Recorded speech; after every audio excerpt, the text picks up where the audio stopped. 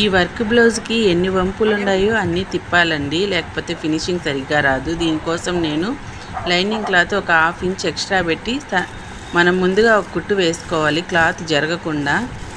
దాని తర్వాత దాన్ని తిప్పిచ్చేసి మనము జాగ్రత్తగా ఆ కట్స్ అన్నీ మనం కరెక్ట్గా పర్ఫెక్ట్గా కుట్టుకోవాలి. చివరి దాకా మనము ఆ కట్స్ ఎన్ని ఉన్నాయో అన్ని వరకు కుట్టుకోవాలి.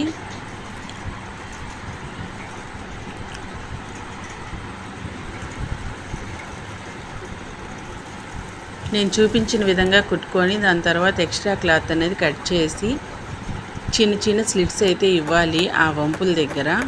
అప్పుడు ఈజీగా మనకి రివర్స్ అవుతుంది క్లాత్ అనేది. ఇప్పుడు చూడండి, ఇలా తిప్పించుకోవాలి మొత్తము.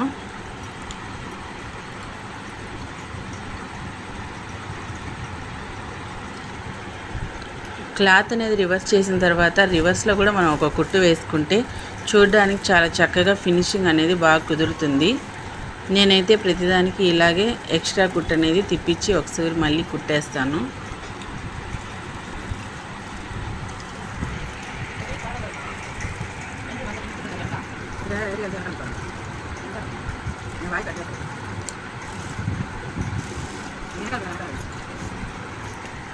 చివరిగా ఫైనల్ లుక్ అయితే ఇలా వచ్చేసింది.